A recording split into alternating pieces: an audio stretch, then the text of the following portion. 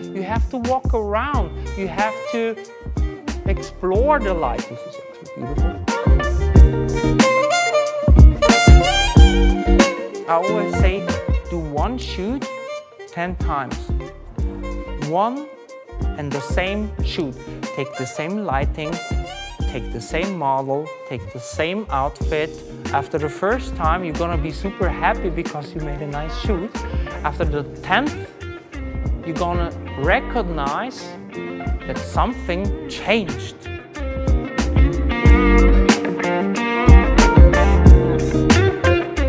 I came here looking for more information about Rotolight and then met an unbelievable photographer and watched how he worked using both the Rotolight setup and through his work, and I thought it was just phenomenal.